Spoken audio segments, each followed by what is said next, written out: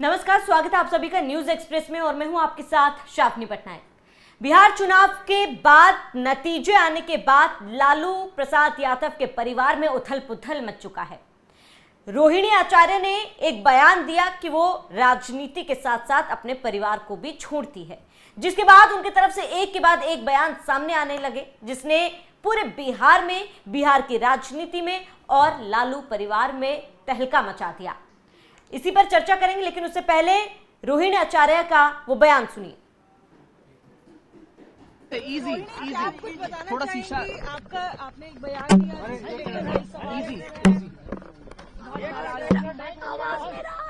आराम से क्या बोले आवाज में जो बोलना था हम अपने फेसबुक पे अपने ट्विटर पे बोल चुके हैं जी। क्या बोलना आपने जो ट्वीट किया उसमें कहा गया है आपने कहा कि परिवार चप्पल चलाया गया, गाड़ियां दी गई, आपने बताया, आपने कहा था कि चप्पल चलाया गया। चप्पल चलाने की बात आपने कही, अब आप लोग जाकर के वहाँ इंक्वायरी कर लीजिए। सही बात है, रोहिणी जो बोलती है सच बोलती है, और जिसको भी कंडेम करना आकर के सामने मेरे सामने बैठवाइए।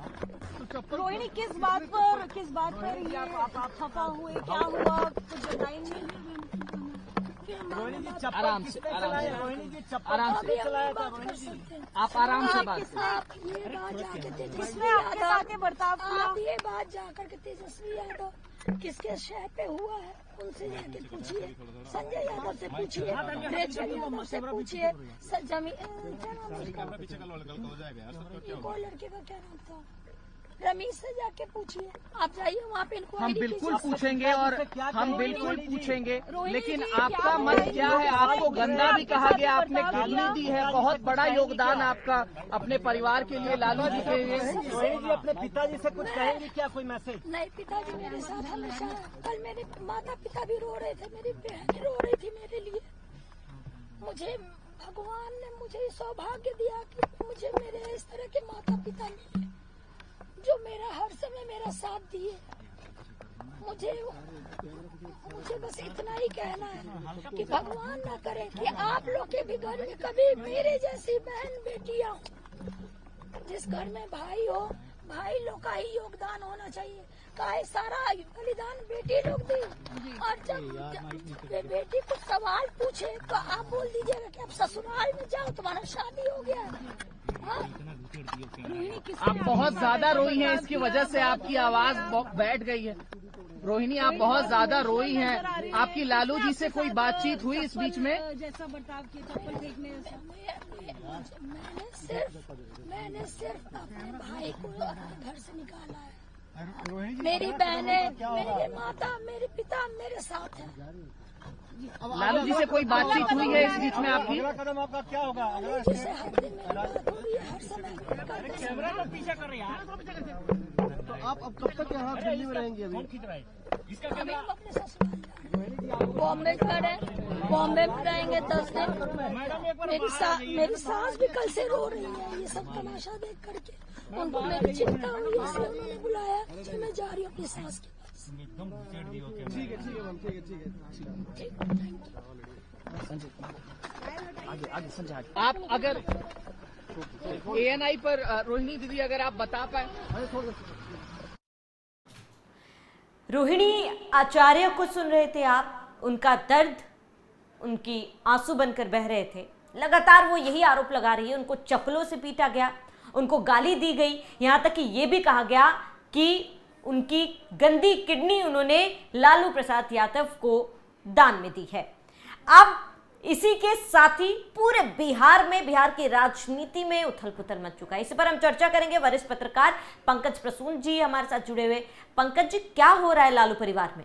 नहीं, मैं पॉइंट टू पॉइंट बताऊंगा कि क्या हुआ है। ये जो बयान है रोहिणी आचार्य का, ये मीसा भारती से मुलाकात के बाद आया है।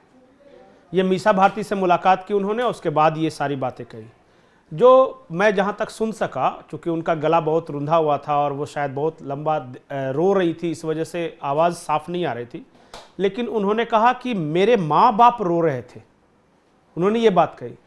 दूसरी बात जो उन्होंने महत्वपूर्ण कही वो ये कि मीसा भारती और तमाम बहनें और माँ बाप मेरे साथ हैं, सिर्फ एक भाई ने मुझे परिवार से निकाला है।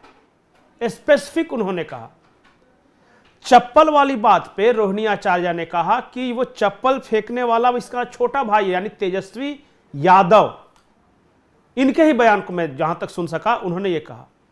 चौथी महत्वपूर्ण बात उन्होंने ये कही कि मेरी सास परेशान है, वो भी रो रही है, उन्हें मेरी सुरक्षा को लेकर चिंता हो रही है। और फिर अंत में वो कहती हैं कि मैं सिर्फ एक व्यक्ति से नाराज हूं, और फिर वो तो संजय यादव और उसको छोड़ के परिवार में सिर्फ एक, और वो है तेजस्वी। तो मुझे ऐसा लगता है कि जो ऑफर इनको मिला है जेजेडी की ओर से, तेज प्रताप यादव की पार्टी है, उसका संरक्षक बनने का इनके पास एक ऑफर आया है। और ये पूरी तरह मुझे लगता है कि तेज प्रताप, सारी बहनें और माँ बाप एक तरफ हो रहे हैं, और जो सिचुएशन बन रहा है उसमें तेजस्वी अकेले इकलौते एक तरफ। अगर ये होता है, मुझे नहीं पता कि लालू प्रसाद यादव साथ देंगे या नहीं देंगे अपनी बेटियों की, लेकिन मीसा भारती का मैं इंस्टाग्राम रील्स देख रहा था, और जिसमें उन्होंने एक तेज प्रताप यादव को लेकर बड़ा भावुक रील बनाया है, और उसे मतलब ऐसा है जैसे बहुत इमोशनल भाई है वो तेज प्रताप यादव। तो अभी जो फिलहाल मेरी समझ में आ रहा है, तो मीसा भारती, रोहिणी आचार्य, तेज प्रताप यादव एक तरफ है और तेजस्वी यादव एक तरफ, और मां बाप किधर है अभी तक पता नहीं है। एक और बड़ी बात मैं आपको बता रहा हूं कि जब पटना आवास को छोड़कर जा रही थी तो सिर्फ रोहिणी आचार्य नहीं गई है, राजश्री, चंदा और रागिनी, ये 3 और बेटियां थी, अपने अपने परिवार के साथ निकली हैं पटना से, और अपने अपने ससुराल गई हैं, दिल्ली, कोई हरियाणा, जहां जहां उनका है, ये भी है। तो सारी बहनें छोड़ के जा रही हैं। आप सिर्फ इसे रोहिणी की बात मत समझे, एक एक करके सारी बहनें किनारे हो रही हैं, माँ बाप किनारे हो रहे हैं, एक भाई था वो किनारे हो गया है। तो ये है अभी तक का सिचुएशन। और परिवार को इन्होंने नहीं छोड़ा, इन्होंने आज साफ साफ करे, परिवार को नहीं छोड़ा, सिर्फ एक भाई है छोटा जिसने मुझे घर से निकाला है। तो अब धीरे धीरे ये चीजें खुद ही साफ कर रही हैं। जी आप पंकज जी, जैसे कि आपने कहा कि केवल रोहिणी नहीं बाकी बेटियां भी वहां से निकल, तो क्या वो किसी डर से पटना छोड़ के आई हैं? और इसके साथ ही क्या तेजस्वी यादव को सत्ता की भूख इतनी ज्यादा थी कि वो पूरे परिवार को खा गए?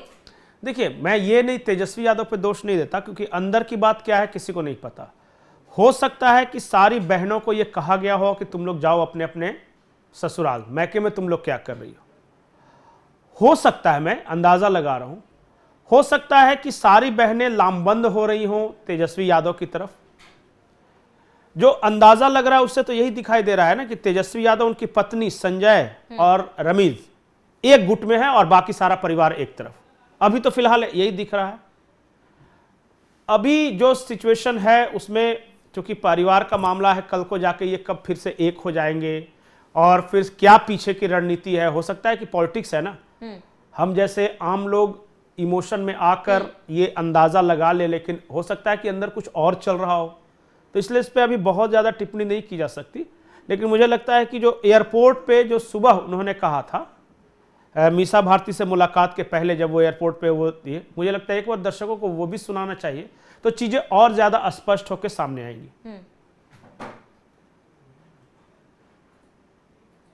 इजी थोड़ा शीशा आपका आपने एक बयान दिया इजी आवाज मेरा आ रहा है किसी को? आराम से आराम से। क्या बोले आवाज में? जो बोलना था हम अपने फेसबुक पे, अपने ट्विटर पे बोल चुके हैं। जी क्या बोलना? आपने जो ट्वीट किया उसमें कहा गया है, आपने कहा कि परिवार चप्पल चलाया गया, गाड़ियां दी गई, आप काफी दुखी हैं। आपने कहा था कि चप्पल चलाया गया, चप्पल चलाने की बात सही कही। अब आप लोग जाकर के वहाँ इंक्वायरी कर लीजिए। सही बात है, रोहिणी जो बोलती है सच बोलती है, और जिसको भी कंडेम करना आकर के सामने मेरे। पंकज जी, क्या आखिरी सवाल, क्या ये लालू परिवार के बिखराव के लिए बस एक शुरुआत है? क्या आगे तस्वीरें और खराब होंगी? भविष्य की मैं नहीं जानता, लेकिन इतना जानता हूं कि आज जो सिचुएशन बन रहा है, एक दानिश रिजवान है, नेता हैं, उन्होंने आज तेज प्रताप यादव से मुलाकात की है। और उस मुलाकात के बाद तेज प्रताप यादव ने और तेज प्रताप यादव की पार्टी ने एनडीए को समर्थन का ऐलान किया है। और इसके साथ ही जेजेडी, जो कि तेज प्रताप यादव की पार्टी है, उनके प्रवक्ता ने रोहिणी आचार्य को अपनी पार्टी का संरक्षक बनाने का ऑफर दिया है।